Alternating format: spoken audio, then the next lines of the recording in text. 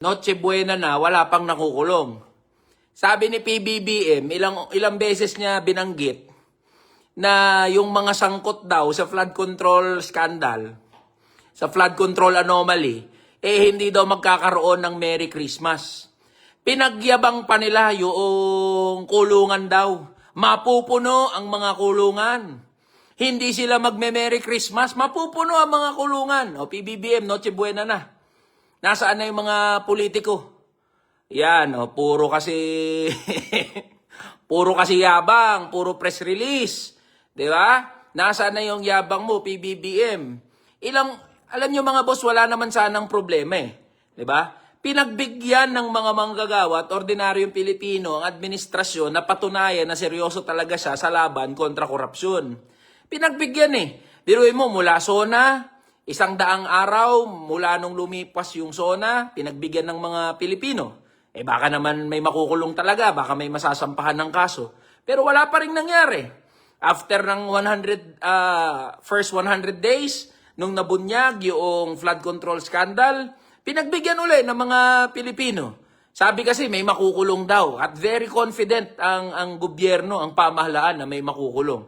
Ang problema hanggang ngayon, mga maliliit na isda. Di ba? Mga maliliit na isda pa lang yung nahuli. Sasabihin, nakakulong na nga yung mga diskaya. Maganda, nakakulong ang mga diskaya. Di ba? Pero hindi tayo maniniwala, maglolokohan, mag-uululan tayo pare-parehas kung sasabihin natin, sina diskaya lang ang may kinalaman dyan. Hindi kakayanin ni na diskaya na makapangulimbat ng 100 bilyong piso o ng bilyong-bilyong piso na proyekto na hindi kasabwat yung mga politiko.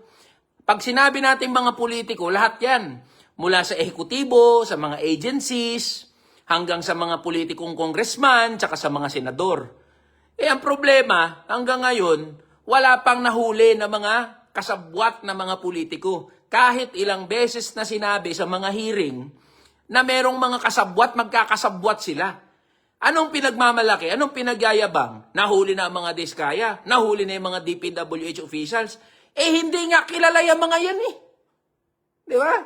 Hindi nga kilala yung mga yan. Tignan nyo yung comment section. Hindi nga kilala yung mga pinaguhuli na yan eh. Ang alam ng mga tao, merong mga sangkot na mga politiko, nasaan yung mga yun? At paulit-ulit nyong sinabi, mapupuno ang mga kulungan ng mga politiko. O ano na ngayon, PBBM, puro kasi yabang, puro press release.